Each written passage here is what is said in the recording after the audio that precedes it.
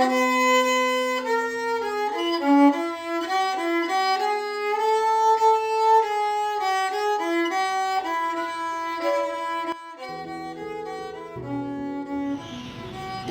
ভালে আছানে?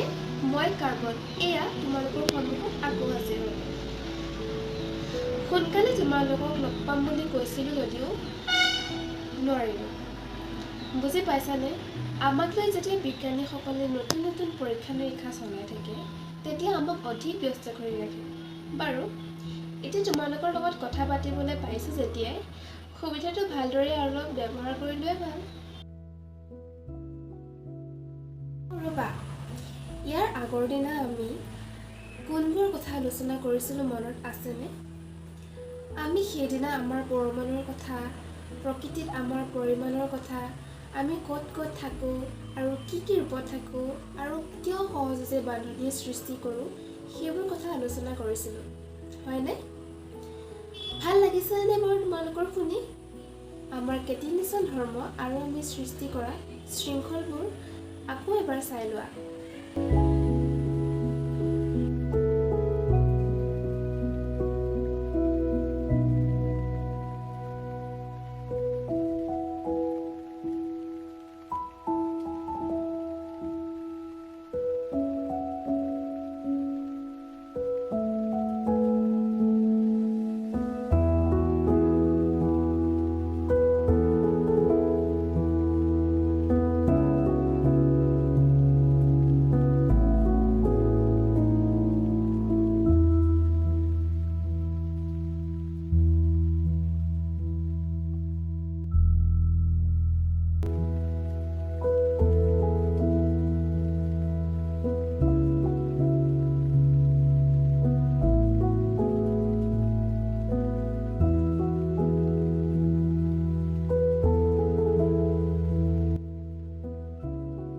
হ'লনে?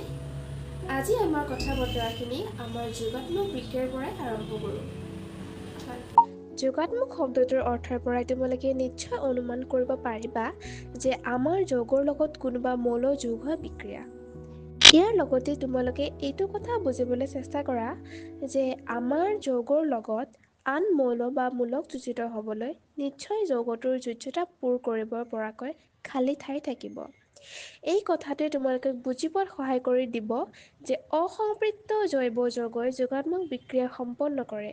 গতিকে যি বিক্ৰিয়াত অসম্পৃক্ত জৈৱ যৌগই অন্য কোনো একযোজী মৌল বা মূলকৰ লগত যোজিত হৈ নতুন যৌগ উৎপন্ন কৰে থাকে যোগাত্মক বিক্ৰিয়া বোলে।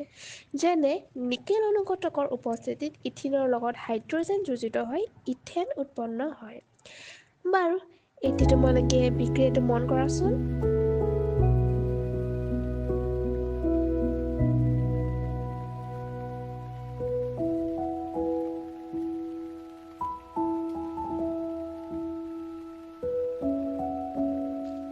তোমালোকে খোৱা তেলবোৰৰ ভিতৰত উদ্ভিদজাত তেল অসম্পৃক্ত, আনহাতে প্ৰাণীজ তেলবোৰ সংপৃক্ত।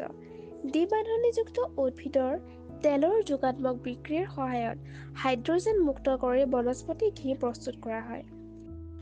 তোমালোকে কিন্তু আৰু এটা কথা মন কৰিবা যে জিভাত সোৱাদ লাগিলেও আমাৰ শৰীৰৰ কাৰণে সংপৃক্ত তেল উপকাৰী নহয়। উপকাৰী মাথো অসম্পৃক্ত তেলহে। আৰু ইয়াৰ পিছতে আহোঁ আমি প্ৰতিস্থাপন বিক্ৰিয়াৰ কথালৈ। যোগাত্মক বিক্ৰিয়াৰ লগত প্ৰতিস্থাপন বিক্ৰিয়াটো ওলোটা বুলি অনুমান কৰি লোৱা। যোগাত্মক বিক্ৰিয়াত সংপৃক্ত জৈৱ যৌগৰ পৰা হাইড্ৰজেন পৰমাণু অন্য কোনো একযোজী মৌল বা মূলকৰ দ্বাৰা অপসাৰিত হয়। উদাহৰণস্বৰূপে, সূৰ্যৰ পোহৰত ক্লৰিনে মিথেনৰ হাইড্ৰজেন পৰমাণু এটা এটাকৈ অপসাৰিত কৰে। বিক্ৰিয়াটো মন কৰা।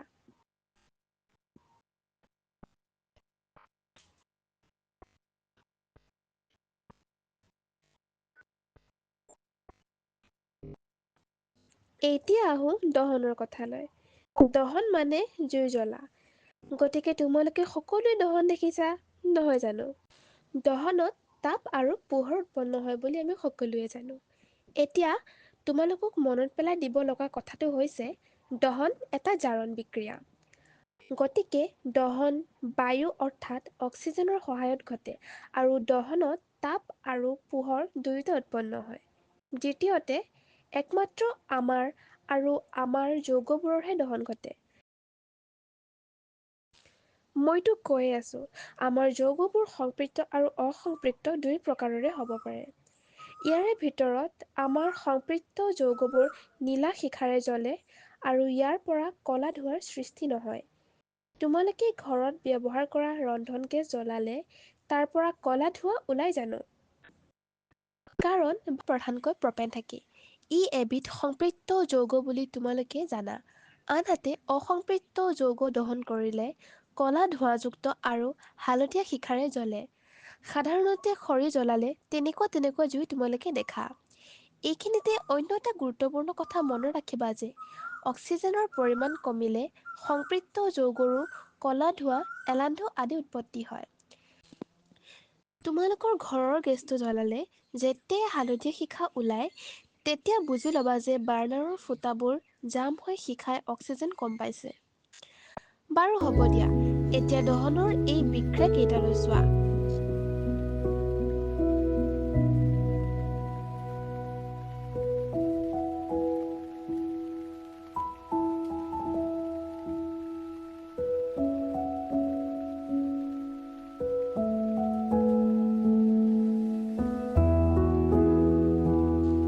আমনি পাইছা নেকি?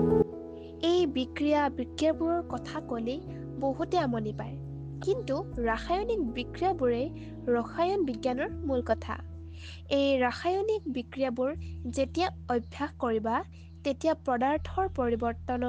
পদাৰ্থৰ গঠনৰ কথাবোৰ জানি গৈ থাকিবা। একে আষাৰে ক'বলৈ গ'লে সৃষ্টিৰ ৰহস্যৰ পিনে আগুৱাই গৈ থাকিবা। ৰসায়ন বিজ্ঞানেই সমস্ত বিজ্ঞানৰ মূল নহয় জানো? বাৰু থওক সেইবোৰ কথা। এতিয়া আজিৰ বাবে শেষৰ কথাটোলৈ আহোঁ। শেষত আমাৰ জাৰণ বিক্ৰিয়াৰ আৰু এটা কথা কৈ যাওঁ। ইতিমধ্যে তোমালোকে জানিলাই যে আমাৰ যৌগবোৰ দহন কৰিলে সহজে জাৰিত হয়। এনেধৰণৰ জাৰণৰ উপৰি আমাৰ এলকহল যৌগ জাৰিত হৈ কাৰ্বক্সিলিক এচিড উৎপন্ন হয়। এলকহলৰ লগত ক্ষাৰকীয় পটাছিয়াম পাৰমাংগানেট বা আম্লিক পটাছিয়াম ডাইক্ৰমেট যোগ কৰি উত্তপ্ত কৰিলে এলকহল কাৰ্বক্সিলিক এচিডলৈ পৰিৱৰ্তন হয়। কথাটো তেনেকৈ কৈ এৰো কেনেকৈ? উল্লেখ কৰিছিলোঁ এইটো এটা জাৰণ বিক্ৰিয়া বুলি। যদি ই এটা জাৰণ বিক্ৰিয়া, তেতিয়াহ'লে অক্সিজেন যোগ হ'ব নালাগিব জানো? আনহাতে অক্সিজেন যোগ হ'বলৈ অক্সিজেন নিজেই বা আন কোনোবা যৌগই অক্সিজেন যোগান ধৰিব লাগিব। নকলেও তোমালোকে নিশ্চয় বুজি পাইছা যে এলকহলৰ লগত যে ক্ষাৰকীয় পটাছিয়াম পাৰমেংগানেট বা আম্লিক পটাছিয়াম ডাইক্ৰমেট যোগ কৰাৰ কথা কৈছোঁ। সেই ক্ষাৰকীয় পটাছিয়াম পাৰমাংগানেট বা আম্লিক পটাছিয়াম ডাইক্ৰমেটে অক্সিজেন যোগান ধৰিছে। এতিয়া কোৱাচোন, জাৰণ বিক্ৰিয়া যিয়ে অক্সিজেনৰ যোগান ধৰে তেনে পদাৰ্থক কি বোলে? গতিকে পটাছিয়াম পাৰমেংগানেট, পটাছিয়াম ডাইক্ৰমেট এইবোৰ জাৰক পদাৰ্থ।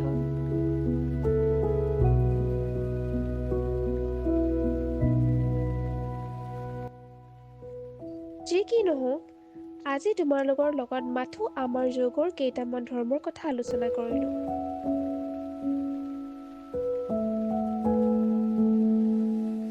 সময়বোৰ কেনেকৈ পাৰ হৈ গ'ল দেখিলানে? সময় থকা হ'লে আমাৰ কেইটামান বিশেষ যৌগৰ কথা আজি আলোচনা কৰিলোহেঁতেন। সেইখিনি কিন্তু বৰ দৰকাৰী নহয়, কাৰণ সেইখিনি ঔদ্যোগিক ৰসায়নৰ ভিতৰৰ কথা। আজিলৈ থাকক, কালিলৈ আকৌ আহিবা দেই। গতিকে আজিলৈ বাই বাই। ৰ'বা, এইখিনিতে মই আৰু এটা কথা ক'বলৈ পাহৰি গ'লোঁ। তোমালোকৰ যদি এই ভিডিঅ'টো চাই ভাল লাগিল তেনেহ'লে লাইক কৰিবা, কমেণ্ট কৰিবা, শ্বেয়াৰ কৰিবা আৰু লগতে চেনেলটো এটা ছাবস্ক্ৰাইব কৰি থৈ যাবা। আজিলৈ আহিছোঁ, বাই বাই।